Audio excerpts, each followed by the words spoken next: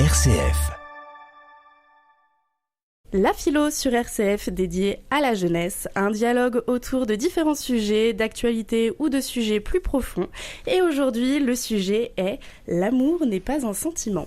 C'est un rendez-vous animé par Philippe Boulier, auteur de la chaîne YouTube Kailos, K-H-E-I-L-O-S, qui est spécialisée en philo et histoire culturelle.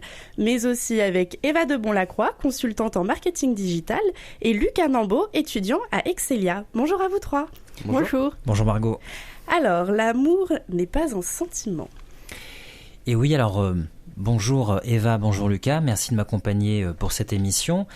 Pourquoi ce titre, L'amour n'est pas un sentiment ? Alors on associe généralement l'amour, voire on le résume, à un sentiment. Qu'il s'agisse de l'affection, de la tendresse, de l'attachement, du désir ou même de la passion amoureuse. Mais la question est de savoir si l'amour est principalement un sentiment ou s'il n'est qu'un sentiment. Et donc notre réflexion va porter sur cet aspect des choses. Alors en préambule, quelques petites distinctions. L'amour, c'est un terme ambigu, c'est un terme vague. On peut faire quelques distinctions. Il y a d'abord aimer. Aimer, c'est un actif, c'est un acte. Être aimé, c'est un passif. Ça signifie être l'objet de l'amour de quelqu'un. Et puis il y a être amoureux. Être amoureux, c'est un état. On parle d'un état sentimental qui est l'état amoureux. Actif, passif. Il y a certaines langues qui ont une troisième voix. Je prends l'exemple du grec ancien qui a la voix moyenne. Alors qu'est-ce que la voix moyenne ? Ça désigne des verbes où le sujet fait un acte, mais lui-même impliqué par cet acte. C'est-à-dire qu'il est affecté, il est concerné, il peut être même modifié par l'acte qu'il fait. En français, on a quelque chose qui se rapproche de ça, c'est le pronominal. On a des verbes au pronominal qui signifient l'amour. C'est prendre de quelqu'un, s'attacher à quelqu'un, se lier à quelqu'un, s'enamourer de quelqu'un, s'amouracher, s'enticher, etc. Donc voilà, l'amour c'est un actif, aimer, c'est un passif, être aimé, et c'est peut-être aussi un pronominal, confère tous les verbes que je viens de citer. Alors ma première question pour vous, Eva, et pour vous, Lucas, est la suivante. Qu'est-ce que l'amour pour vous ? Qu'est-ce que ça vous évoque ? Qu'est-ce que ça signifie à vos yeux ? Alors l'amour pour moi c'est trois aspects. D'abord donc c'est donner de l'amour, c'est recevoir et c'est aussi une source de motivation. C'est donc d'abord un don. Oui, mais pour moi c'est les trois en même temps. D'accord. C'est différents aspects de l'amour. D'accord. Alors pour moi c'est un petit peu plus subtil. Aimer, je dirais que dans toutes les relations sociales il y a de l'amour. Avec les amis, avec parfois même avec des inconnus. Par exemple, lorsque quelqu'un nous demande un briquet pour les fumeurs, eh bien, il y a une sorte d'amour, de volonté d'aider, de partager avec l'autre.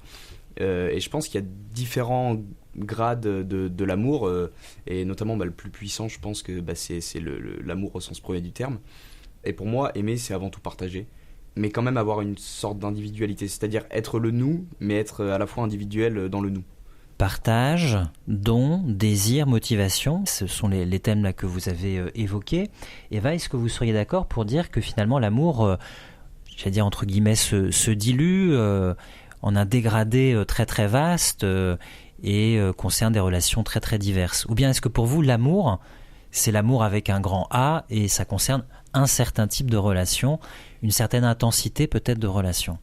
Non, effectivement, je pense que du coup, je vais rejoindre Lucas sur le fait que l'amour se retrouve dans différents types de relations et que on peut aussi dire qu'il y a de l'amour dans l'amitié. Je pense que du coup, c'est juste différentes façons d'aimer, mais pour moi, tout pourrait être regroupé effectivement également sous l'amour. Alors c'est vrai qu'en français, nous on a un seul terme qui est l'amour. Alors on a d'autres termes, la tendresse, l'affection, l'attachement. Le grec ancien là que j'ai cité tout à l'heure a peut-être plus de déclinaisons. Je peux pas citer tous les mots qui sont associés à l'amour, mais il y a le fameux mot éros qui renvoie au désir. Il y a la philia qu'on retrouve dans certains mots français. C'est l'amitié, l'amour social, voilà, la bienveillance. Il y a storge, qui est la tendresse, l'amour maternel, notamment l'amour filial ou familial. Il y a aussi charis, qui a donné la charité, la reconnaissance, la gratitude. Et puis il y a peut-être un terme qui est un peu oublié parfois, qui par rapport à Eros, qui est le terme agapé. Et agapé, ça peut désigner quelque chose même de spirituel, l'amour divin, l'amour inconditionnel, l'amour universel. C'est difficile de donner une définition universelle de l'amour. Parmi toutes les définitions qui ont été données, je vous en propose une, vous me dites si vous êtes d'accord ou pas. Je m'inspire de l'italien, là pour le coup. L'italien emploie pour dire je t'aime l'expression ti voglio bene. Ti voglio bene, ça veut dire je t'aime, ça veut dire je te veux du bien, je veux ton bien, je veux le bien pour toi. Est-ce que cette volonté de bien, pour vous, elle pourrait résumer à grands traits l'amour, ou bien est-ce que vous y voyez des limites de pertinence ? Je suis en partie d'accord avec cette définition. Je pense que aimer, oui, c'est vouloir du bien à l'autre, mais c'est aussi se vouloir du bien individuellement à soi et d'une manière parfois un petit peu égoïste. C'est-à-dire que parfois dans le couple, il y a des envies divergentes et il y a une sorte de compromis qui rentre en ligne de mire pour assurer la pérennité du couple. Et je pense que dans ce cas-là, on pense à son bien avant, mais le fait de vouloir et de discuter pour un compromis, c'est aussi vouloir du bien à l'autre. C'est pas une définition qu'on doit prendre en absolu. Donc vouloir le bien de l'autre, mais pas au détriment de soi. C'est exactement. À peu près votre Après, définition. Après, ça peut dans certains contextes, bien évidemment. Des fois, D'accord. On peut donner à l'autre et que cette chose qu'on donne nous fasse du mal. Mais je pense que de manière générale, oui, il y a quand même un désir un petit peu égoïste dans l'amour. C'est notre condition animale peut-être qui... Oui, alors il y a des formes d'amour sacrificiel aussi, mais là vous rappelez l'importance aussi de la dimension personnelle, s'aimer soi-même aussi. L'amour, c'est pas que pour les autres, c'est aussi pour soi. Peut-être qu'il faut commencer par s'aimer soi-même, ça je sais pas. Eva, vous êtes d'accord ? Il faut pas oublier l'amour de soi, ou en tout cas le fait d'aimer notre propre personne. On peut pas être totalement dans l'amour de l'autre. Oui, effectivement, oui, je suis totalement d'accord avec ça. Effectivement, il faut aussi s'aimer soi-même. Et je trouve que donc la définition donnée en italien est trop réduite et qu'il manque justement plusieurs aspects de l'amour qu'on a déjà évoqués précédemment. C'est une définition qui forcément, comme elle est à vocation générale, comporte beaucoup sans doute de limites ou prête le flanc à l'objection. Alors ma deuxième question est la suivante. Est-ce que pour vous il y a vraiment une différence entre aimer et être amoureux ou être amoureuse ? Ou est-ce que pour vous c'est la même chose ? Je pense qu'il y a totalement une différence, et même fondamentalement dans la construction grammaticale, il y a une différence. Maintenant, aimer, comme je le disais tout à l'heure, je pense qu'il y a différentes étapes, échelles du fait d'aimer. Et alors que être amoureux, pour moi, là, c'est vraiment au sens où la majorité des gens l'entendent, c'est-à-dire que une personne, on l'aime, on a envie de passer notre vie avec cette personne, on a envie de construire quelque chose à deux. Donc oui, je dirais qu'il y a fondamentalement une différence entre aimer et être amoureux. Et en plus de ça, aimer, c'est comme vous le disiez tout à l'heure, c'est un acte, et être amoureux, c'est plus un état, un ressenti, et quelque chose qui un petit peu qui chamboule tous nos sentiments, tous nos rapports à notre être intérieur et aussi à l'individualité de l'autre. Alors Lucas, je vais vous faire une objection, mais je vais la diriger vers Eva pour la transformer aussi en question. Il y a des personnes qui aiment être amoureuses, qui tombent souvent amoureuses et qui peut-être ne sont pas capables d'aimer. Est-ce que là, il y a une distinction qui fait sens pour vous ? Je regarde Eva en vous posant la question. Est-ce que c'est une distinction qui vous semble pertinente ? Oui, pour moi, en fait, il y a une différence entre donc être amoureux et aimer. Peut-être que du coup, le être amoureux, c'est quelque chose qui est moins fort, on pourrait dire quelque part, que aimer. Je m'explique, peut-être qu'effectivement quand on dit je suis amoureux, donc c'est ou je suis amoureuse, c'est du coup un ressenti, mais on n'est pas sûr peut-être quelque part.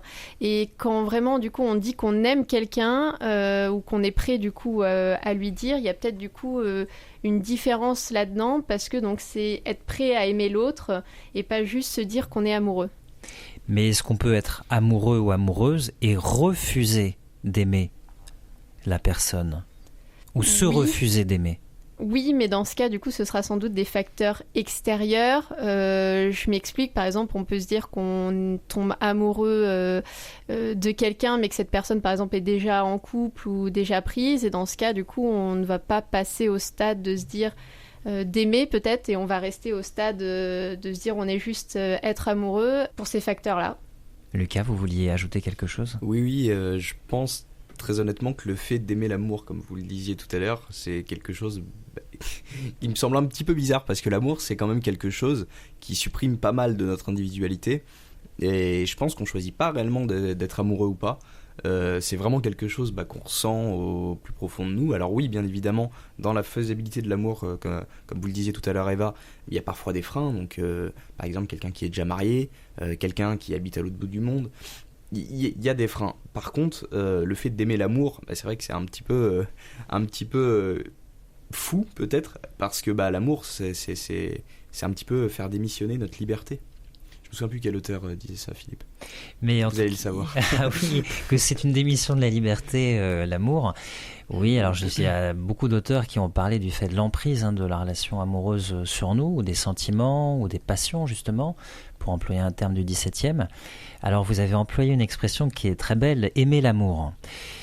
Il y a une célèbre lettre de Madame de Merteuil dans Les Liaisons dangereuses. Elle écrit au vicomte de Valmont, et à un moment elle lui dit « Je ne suis pas de ces femmes à sentiments qui en fait aiment l'amour, ne se rendent pas compte qu'elles aiment l'amour, et elles confondent, dit-elle, Madame de Merteuil, le prêtre et la divinité. C'est-à-dire qu'elles confondent l'amant qu'elles aiment, qui n'est qu'une figure de l'amour qu'elles rencontrent, avec le véritable objet de leur amour, qui est l'amour lui-même. Elles veulent vivre l'amour, connaître l'amour, être amoureuse, etc. Et Madame de Merteuil se distingue de ces femmes. En tout cas, c'est ce qu'elle prétend. Est-ce qu'il y a vraiment une différence entre aimer l'amour et aimer quelqu'un ? Est-ce que vraiment c'est différent ? Ou bien est-ce que on finit par aimer des personnes dans notre vie parce qu'on cherche l'amour, tout simplement ? Est-ce que, je précise ma question, quand on aime toujours une individualité, une personne, une singularité qu'on rencontre ? Ou bien est-ce qu'on commence par aimer l'amour, par chercher l'amour, et puis par rencontrer quelqu'un ? Comme vous le disiez tout à l'heure, je pense qu'avant de trouver l'amour, il faut un petit peu s'aimer soi. C'est l'idée que le positif attire le positif, et que donc si on s'aime soi, on aime l'autre. Enfin, ou on peut aimer l'autre. Après, moi, cette thèse de aimer l'amour, c'est vrai que je rejoins Madame de Merteuil là-dessus, c'est que ça me semble un petit peu impossible. Parce que aimer l'amour, ça conteste la thèse primaire du fait d'aimer, c'est-à-dire du fait d'être amoureux, ou du fait vraiment d'aimer au plus profond de soi un être. Ça rendrait presque mécanique le fait d'aimer. Si on aime l'amour, ça voudrait dire qu'on aime bien cette situation dans laquelle on partage quelque chose de très fort avec quelqu'un, et que donc on voudrait partager ça avec plus de gens. Je pense que ça conteste vraiment les fondamentaux du fait d'aimer, qui est juste partager quelque chose avec une autre personne. D'accord, mais alors du coup je pose une question à la fois à vous et puis à Eva. Est-ce qu'il n'y a pas beaucoup de personnes tout simplement qui cherchent l'amour sans avoir encore rencontré quelqu'un ? Et l'amour, c'est une figure vague d'un être indéterminé qu'elles aimeraient rencontrer, ces personnes.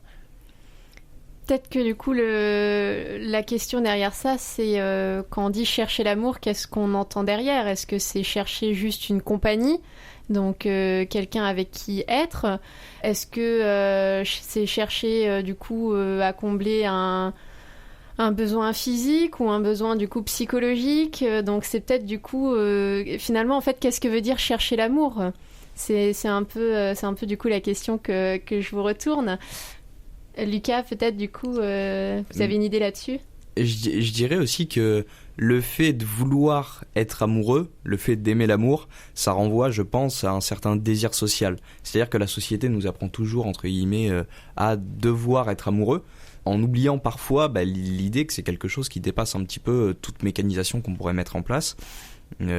Alors oui, il y a des mariages par intérêt, ça se faisait beaucoup à l'époque, ça se fait encore parfois aujourd'hui, mais de là à dire qu'on choisit ou non d'aimer ou d'aimer l'amour, ou de ne pas aimer l'amour, je pense que c'est plus un désir social ou un manque que la société nous crée lorsque l'on est célibataire, que une réelle volonté d'aimer pour aimer. Oui, il y a sans doute un mimétisme, il y a de grandes figures qui nous sont proposées par les médias, les films, le cinéma, l'imaginaire collectif. Alors il y a une phrase célèbre que je donne, qui est de Denis de Rougemont, le célèbre auteur de L'amour et l'Occident, qui est apparu en 1939. Et Denis de Rougemont dit cette phrase célèbre: « Être amoureux n'est pas nécessairement aimer. Être amoureux est un état, aimer est un acte. On subit un état, mais on décide un acte. » Alors justement, ma question est la suivante. Si l'amour, au sens d'aimer, est un acte, est-ce que cet acte, ça n'est pas choisir quelqu'un parmi d'autres. À un moment, il faut bien choisir, se déterminer pour une personne plutôt que pour toutes les autres. Et si on choisit quelqu'un, on appelle ça l'élu de notre cœur, si on choisit quelqu'un, est-ce qu'il ne faut pas en passer tout simplement par une comparaison des qualités, des mérites? Est-ce que ça vous semble être la mécanique qui décrit le choix amoureux? Ou bien est-ce que vous le voyez autrement? Je pense que effectivement le choix, le fait de choisir, est-ce qu'on en a conscience ou pas? C'est la question qu'on peut se poser. Je pense qu'effectivement, il y a une notion de comparaison pour se dire est-ce que donc... forcément, s'il y a eu du coup plusieurs personnes, on va la comparer peut-être consciemment ou inconsciemment aux autres. Mais dans ce cas, du coup, qu'en est-il de la première personne? Est-ce que du coup, dans ces cas-là, on compare à un idéal qu'on se faisait ou justement quand on parlait des films ou des séries, de ce qu'on a pu voir ou entendre pour justement établir cette comparaison? Et dans ce cas, du coup, qu'est-ce qui nous fait choisir? Est-ce que finalement... on choisit ou est-ce que finalement on se rend pas compte, le choix ne nous est-il pas imposé dans la façon de se rendre compte qu'on est tout simplement bien avec l'autre ou que les choses se passent bien, et donc est-ce que c'est pas quelque chose de naturel qui en découle et qui devrait en découler, ou est-ce que vraiment ça passe par le choix? Je ne sais pas. Oui, peut-être que le choix c'est une vision un peu intellectuelle, peut-être intellectualiste, mais je poursuis la question en vous regardant, Lucas.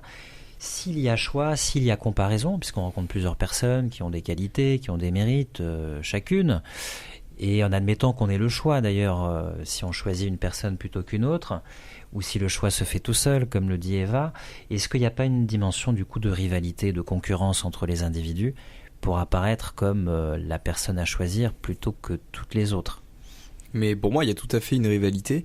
La preuve, si l'amour c'était uniquement aimer une seule personne toute sa vie, eh bien on se mariait avec la première personne qu'on rencontrerait. Mais là, non, il y a plusieurs expériences. C'est très rare que des personnes finissent par se marier, je veux dire, dès leur première relation. Pour ce qui est de la rivalité, ensuite, il y a totalement une rivalité dans la mesure où on dit que la relation avec une personne se fond pendant les 30 premières secondes de sa rencontre. C'est-à-dire que, imaginons, pendant ces 30 secondes, on doit montrer le meilleur de nous-mêmes à la personne, si jamais déjà elle nous plaît physiquement. Donc je pense que oui, il y a une sorte de rivalité. Et c'est un petit peu miser les cartes de notre vie sur 30 secondes de rencontre. Et sur comment on va se montrer à cette personne. Donc oui, il y a aussi un petit jeu de l'amour où on va essayer de déclencher le sentiment d'être amoureux, ou du moins d'aimer de l'autre, en se montrant sur notre meilleur jour. Donc oui, il y a une sorte de performance théâtrale. Alors oui, tout à fait, Lucas. Il y a une célèbre phrase de Jean-Jacques Rousseau qui dit la chose suivante: on a fait l'amour aveugle parce qu'il a de meilleurs yeux que nous. Alors on a la représentation de l'amour comme Eros, vous savez, le chérubin aux yeux bandés. Et ce que dit Rousseau, c'est qu'il faut distinguer entre deux choses. Il y a d'un côté l'instinct, donc nous on dirait la pulsion sexuelle, la libido, le désir physique, charnel, et puis il y a l'amour, au sens où l'entend Rousseau, qui est un fait culturel, historique, social, qui suppose le développement de la raison, de l'entendement, du discernement, puisque l'amour passe toujours par un choix, une distinction des qualités de la personne qui nous frappe, etc. Donc pour Rousseau, l'amour, il est sans être intellectuel, il passe par une dimension de choix et de discernement. Alors j'ai une autre question à vous poser, c'est que là on a parlé des distinctions autour de aimer, être amoureux. Est-ce que l'amour, d'un point de vue, je dirais social, sociologique, c'est pas tout simplement une logique d'association? Je précise un peu ma question. Il y a un célèbre auteur qui s'appelle Émile Durkheim, qui, dans un livre qui s'appelle « De la division du travail », qui est apparu en 1893, dans un passage se pose la question suivante: est-ce qu'on aime ceux qui nous ressemblent, ou est-ce qu'on aime ce qui est différent de nous? Qu'est-ce qui nous attire le plus? La similitude ou ce qui est dissemblable, ce qui est différent? Alors je pense les deux, et je pense que en fait tout simplement ça dépend des individus. Mais effectivement, je suis pas mal d'accord avec ce que dit Durkheim dans son texte, où finalement en fait on recherche chez l'autre ce qu'on n'a pas ou ce qu'on a en moins bien. Et je suis d'accord avec cette logique d'assimilation. Je sais qu'à un moment dans le texte aussi, il dit que les personnes, je sais plus, les personnes qui sont Cupid ou quoi vont pas s'associer à telle personne. Donc là-dessus, je pense que vous pourrez du coup mieux expliquer que moi ce point-là. Mais effectivement, il y a une logique du fait qu'on ne peut être compatible qu'avec un certain type de personne par rapport à nous-mêmes, comment nous sommes dans la vie, nos valeurs, notre éthique, etc. Mais vous reconnaissez quand même, Eva, qu'il faut une certaine similitude ou pas? Parce que vous parlez de valeurs et d'éthique. Est-ce que vous pourriez être avec quelqu'un qui, justement, a des valeurs, une éthique, des principes qui sont dissemblables par rapport aux vôtres? Je pense que c'est pareil, ça va dépendre du cas par cas. Par exemple, pour citer un exemple pour mon cas, je sais que j'aime beaucoup les animaux, donc je pourrais pas être avec un boucher, par exemple. Donc je sais pas si ça permet d'illustrer un petit peu. Donc c'est vraiment au cas par cas et en fonction de chaque individu, je pense, à ce niveau-là. Il y a des choix éthiques, d'accord. Et oui, Lucas? Moi, je pense après que vouloir aimer la similitude, ça pourrait être un souci d'ego dans un premier temps, mais surtout, il y a cette volonté de confort aussi, d'être face à ce qu'on a toujours connu, à ce qu'on est, parce que ce qu'on est, c'est ce qu'on a toujours connu. Pour ma part, je suis plus adepte de la thèse du yin et du yang, c'est-à-dire ces deux couleurs, je ne sais pas si tout le monde a le schéma bien en tête, mais ces deux couleurs, blanc et noir, qui s'associent, qui se lient, et chaque grosse partie du yin et du yang a un petit point de l'autre couleur. Et c'est cette idée-là, c'est-à-dire qu'on doit être suffisamment différent pour que l'autre et que nous apprenions de l'autre, mais aussi on doit avoir quelque chose qui nous fasse converger en termes de manière de vivre, en termes d'envie, d'ambition, etc. D'accord, effectivement. Alors ça correspond à ce que dit Durkheim et ça rejoint aussi ce que rappelait Eva, qui connaît le texte visiblement. C'est en fait ce qui nous attire, ce sont certaines différences. C'est effectivement une certaine similitude, ça renvoie aussi au milieu social, peut-être à l'éducation, à la culture, au goût, aux prédilections, des choses qu'on peut partager avec quelqu'un. Quelles sont les différences qui nous attirent? Ce sont les différences compatibles et complémentaires.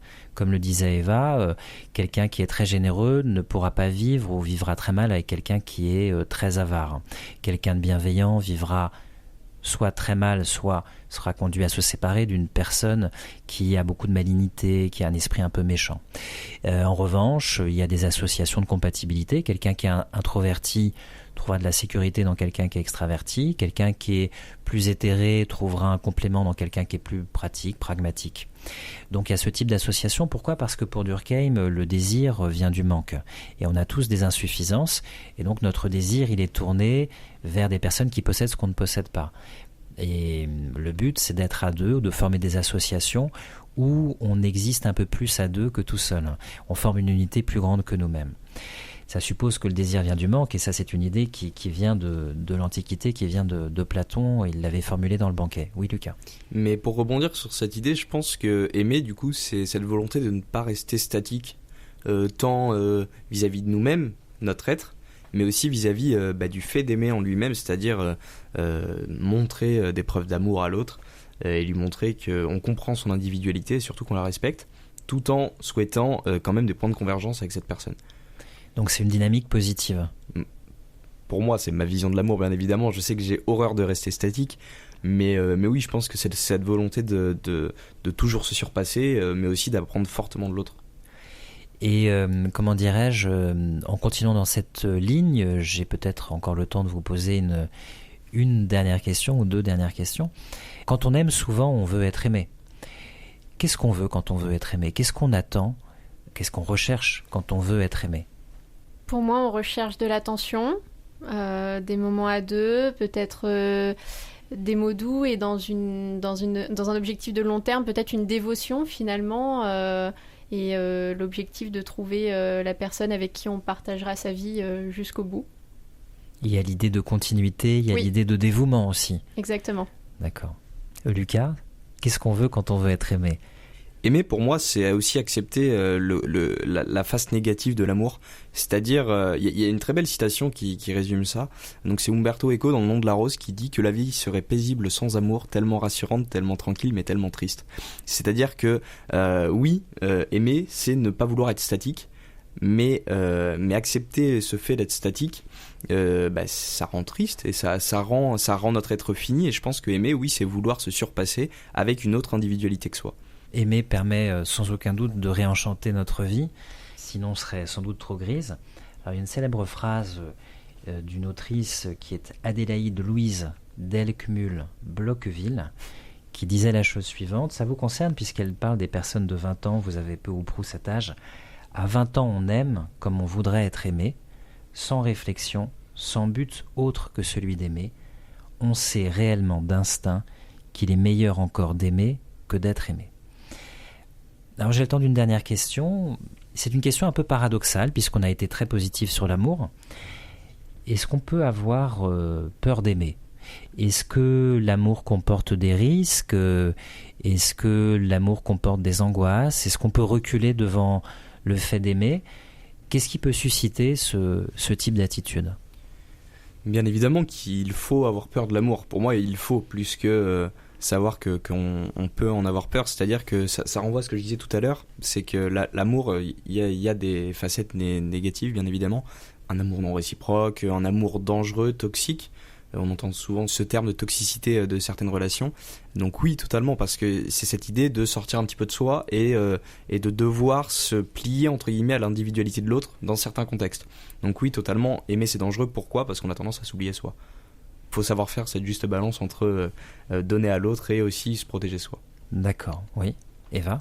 Oui, je rejoins totalement ce qu'a dit Lucas. Effectivement, ce qui peut faire peur, c'est ça, c'est un risque d'insécurité. Est-ce que ça va durer ? Quelque part, c'est un pari sur le long terme. Il y a un côté incertitude aussi. Est-ce que je vais pas être blessée dans la relation ? Est-ce que j'arrive à faire confiance à l'autre ? Qu'est-ce que je fais si l'autre trahit ma confiance ? Donc du coup, il y a tous ces aspects-là. Donc je pense qu'effectivement, quand on dit dans une relation aussi qu'il faut entretenir la flamme, etc. Oui, parce qu'il y a une peur que quelque part, elle s'éteigne finalement. Écoutez, voilà, on finit sur une mise en garde presque concernant l'amour, mais c'est vrai que l'amour c'est un pari, c'est vrai que vous le dites Eva, il y a des risques, il y a la peur de la blessure peut-être, qui fait partie aussi de l'amour, il y a l'insécurité qui à la fois nous fait vivre, c'était votre remarque Lucas, donne un peu de sel et puis en même temps peut nous faire reculer devant l'amour. Alors en guise de conclusion, on a parlé beaucoup de l'amour humain, de l'amour envers une autre personne. Il y aurait encore tant de choses à dire, il faudra peut-être faire une autre émission sur l'amour. Je voudrais mentionner, puisqu'on parle de philosophie, le thème de la sagesse et la figure du sage.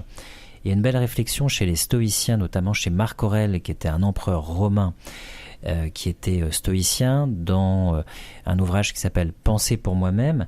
Marc Aurèle dit que finalement, ce qui qualifie le sage, ça n'est pas la sensation, puisque tout le monde a des sensations, ça n'est pas le raisonnement non plus, puisqu'il y a des gens qui sont dépourvus de sagesse, qui sont tout à fait capables de raisonner, c'est l'amour de ce qui est, l'amour des événements, l'amour du monde et des choses, avec un sentiment intime, c'est que le monde est gouverné par une harmonie universelle, ce qui veut dire que les choses s'aiment, elles sont en lien les unes avec les autres et non pas simplement en conflit ou indifférentes les unes aux autres. Et je terminerai par cette phrase de Marc Aurèle. Donc c'est dans le livre 10, section 21 des Pensées pour moi-même. Je le cite, « Je dis donc au monde, j'aime avec toi tout ce que tu aimes. » Merci beaucoup. Je rappelle que Philippe est auteur de la chaîne Keilos, Kheilos. Merci à Eva de Bonlacroix, consultante en marketing digital, et Lucas Nambeau, étudiant à Excelia. Merci à vous trois et à une prochaine. Merci Margot. Merci Margot. À bientôt.